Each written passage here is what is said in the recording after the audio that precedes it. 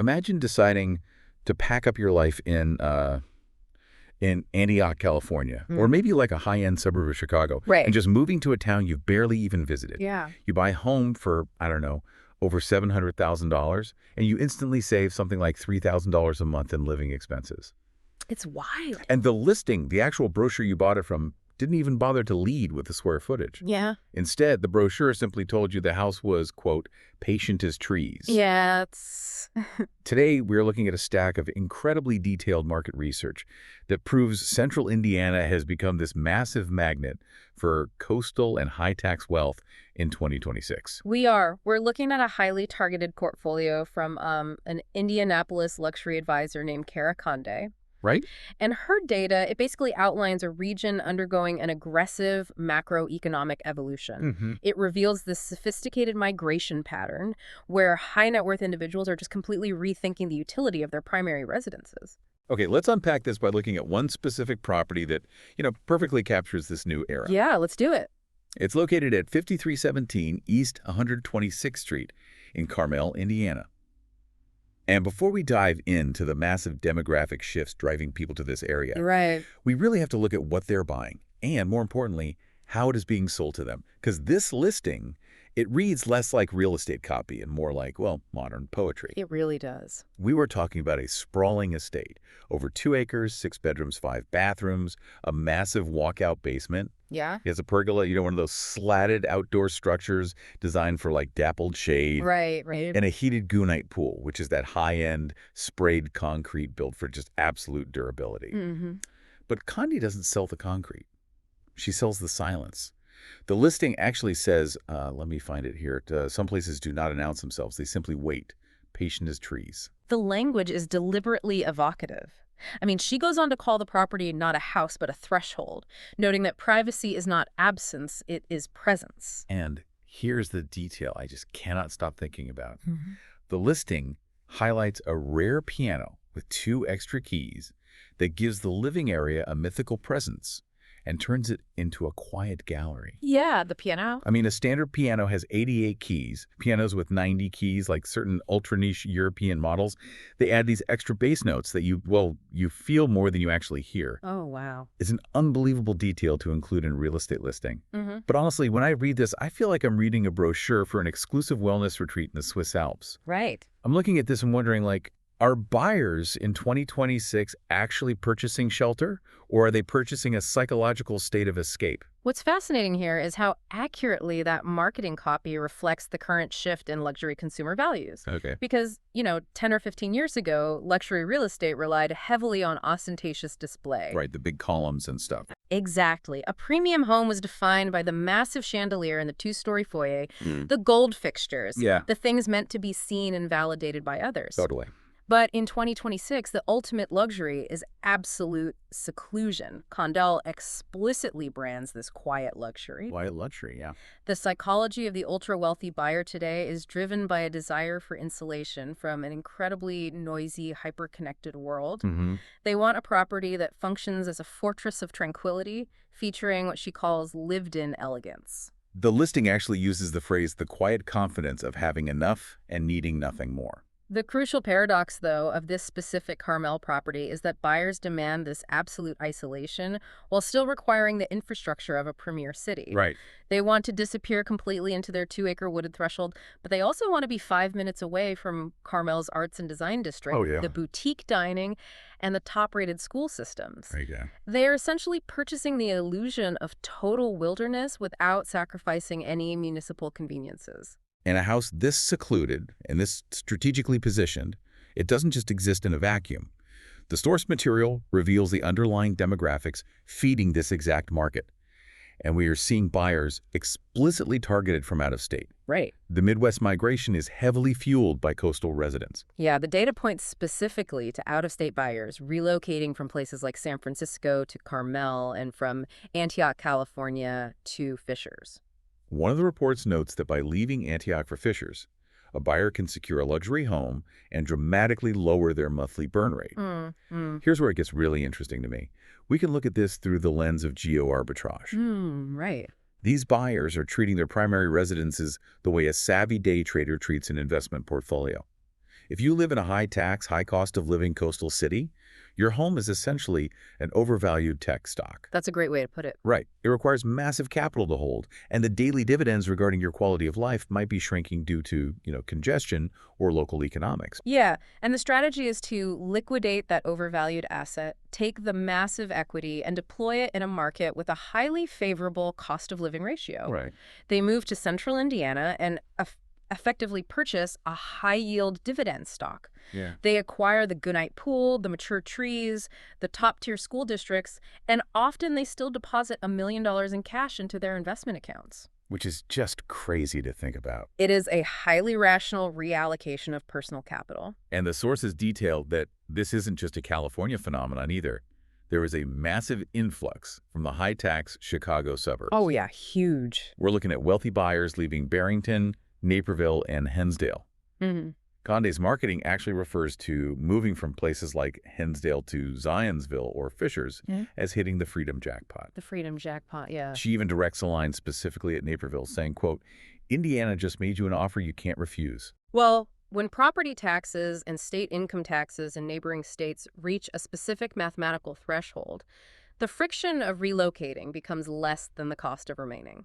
Oh. High net worth individuals, they simply calculate that tipping point.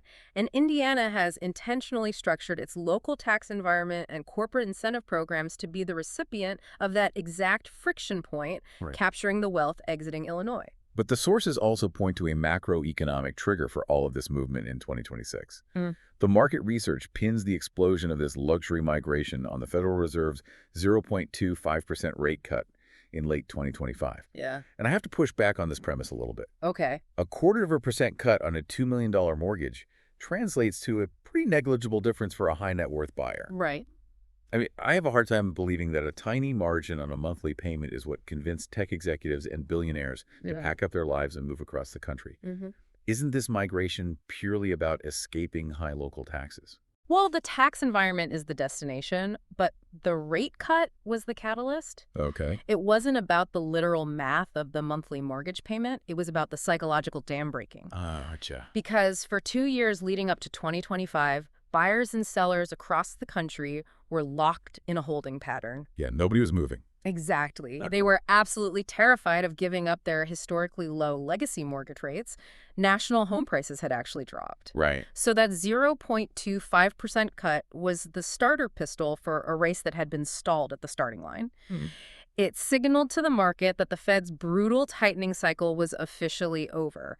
It provided the psychological green light for wealthy individuals to finally execute the geo-arbitrage strategies they had been, modeling for years. So the moment they felt the market thaw, they unleashed that pent-up capital. And because of the favorable tax environment, central Indiana was perfectly positioned with basically a catcher's mitt to absorb it all. Precisely.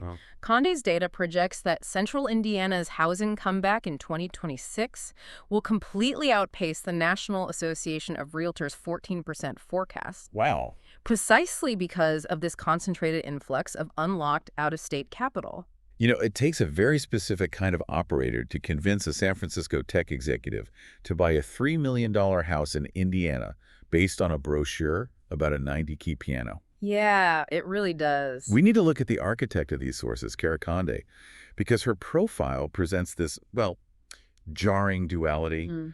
On one hand, she is writing these moody, poetic essays about the mythical presence of a quiet gallery where light moves slower. Right. But on the other hand, her market updates reveal she's a hardcore financial operator, dealing in complex commercial real estate tactics.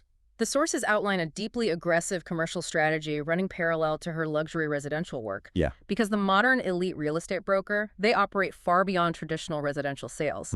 Conde's background is described as moving from Oxford Code to Indianapolis Crown Jewels. Yeah, that Oxford Code reference really stood out to me.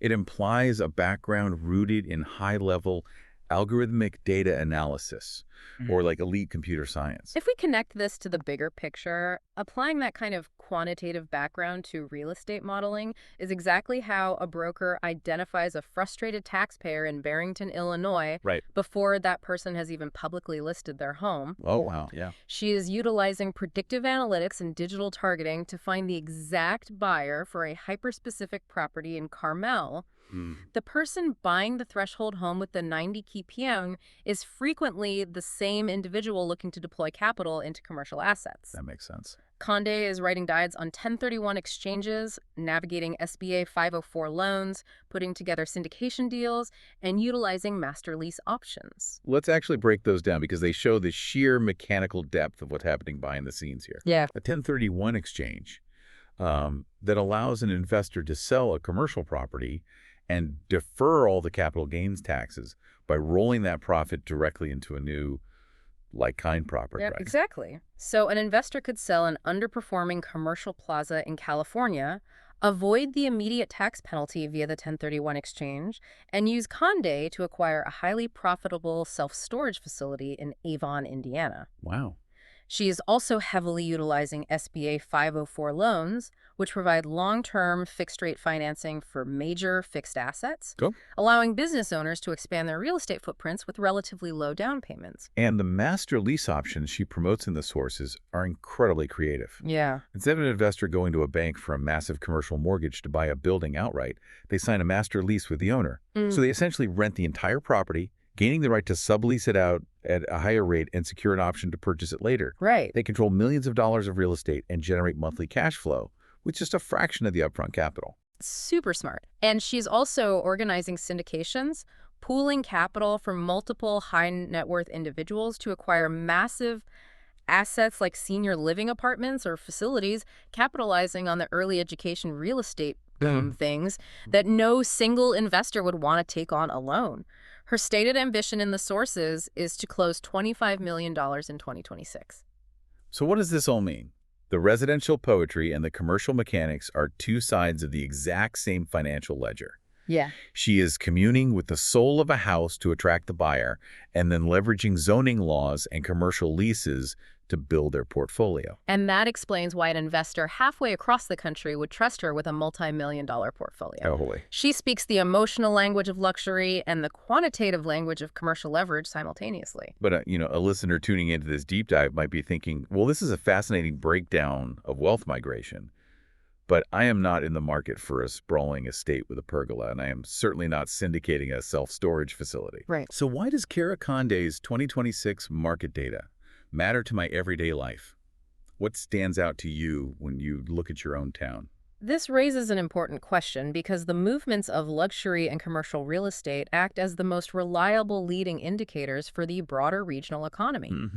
The massive investments happening at the top tier, they eventually redraw the municipal map, altering infrastructure, school funding, and local commerce for everyone else. Yeah, and the localized shockwaves are everywhere in these sources. Connie points to a massive commercial boon happening in Avon. E-commerce and logistics demands are causing warehouse profits to absolutely soar in Plainfield. Right. And it isn't just local businesses expanding either. Global corporate entities are making massive moves. Like Cadillac has placed its Formula One headquarters in Fishers, Indiana. An F1 headquarters completely changes the demographic profile and infrastructural needs of a region. Oh, yeah. I mean, it brings in highly paid mechanical engineers, composites manufacturing specialists, and international executives who require short-term luxury leases and high-end services. It spawns a massive support economy around it. And that influx of high-level industry changes the rules for everyday housing. When you have that much wealth flooding into places like Fishers and Carmel, the middle class, Right. The teachers, the service workers, the young professionals who actually run the municipality, they get intensely squeezed by rising property values. Absolutely. As median prices skyrocket, we see intense political and economic friction. The sources highlight a major battle in Fishers over a proposed 10% rental cap, questioning whether government intervention will save the local workforce or sink the housing market's momentum. And Kunguri's portfolio isn't blind to this squeeze. She is heavily detailing alternative housing trends surging in response to the luxury boom. Sure. She points to the rise of single-room occupancy, or SRO models. Yeah, SROs are high-density, co-living spaces where tenants might rent a single private room but share communal kitchens or bathrooms. Okay. Condi notes that developers are aggressively utilizing HUD 221d4 loans to finance these projects. Right. That specific government-backed program incentivizes the construction or rehabilitation of multifamily single-family rental properties. The market is leveraging federal incentives to rapidly build high-density housing because it is the only way to quickly offset the affordability crisis created by the luxury migration. We also see individuals taking matters into their own hands on the Near East Side of Indianapolis, where Condé highlights a surge in duplex owner-occupied living. Mm-hmm. People are practicing house hacking, buying a duplex, living in one half and renting out the other, just to offset the rising cost of living and achieve some everyday harmony in a booming market. The entire ecosystem is connected. The logistical warehouses in Plainfield fund the commercial investors. Right. The F1 headquarters in Fishers drives up the local median home prices, which necessitates the HUD-financed SROs, all while the out-of-state tech executive buys the secluded estate in Carmel to escape the noise. Whoa. Real estate is ultimately about reading the tea leaves of zoning laws, industrial warehouse rebalancing, and corporate migrations to predict exactly how a city will physically transform. It all ties back together. But as we look at this massive, loud economic engine transforming the Midwest, there's one final, almost unexamined thread running through all of these sources. Okay. Throughout her portfolio, Condé constantly advertises exclusive off-market homes. She does. She details securing a private estate in Zionsville before it ever hit the market, orchestrating off-market transactions on Geist Reservoir, and finding hidden gems on Lake Santee. Yeah. These are pocket listings properties bought and sold privately through elite broker networks without ever appearing on a public multiple listing service. So if the absolute best luxury homes with their 90-key pianos and the smartest, most lucrative commercial deals in Avon and Plainfield are being secured in whispers before they ever hit the open market, Right. how much of the real estate economy is completely invisible to the average person simply browsing online? It suggests that the highly visible public market, with all its bidding wars and public listings, is merely the tip of the iceberg. The most significant landscape-altering economic shifts are happening entirely beneath the surface, orchestrated by brokers utilizing data networks most people never see. It really makes you think. When you go online to browse for a home or research an investment, it makes you wonder if you are actually seeing the market or if the rest of us are just looking at the leftovers. Yeah. If that threshold in Carmel doesn't announce itself but simply waits, how many other doors are out there that we don't even know exist?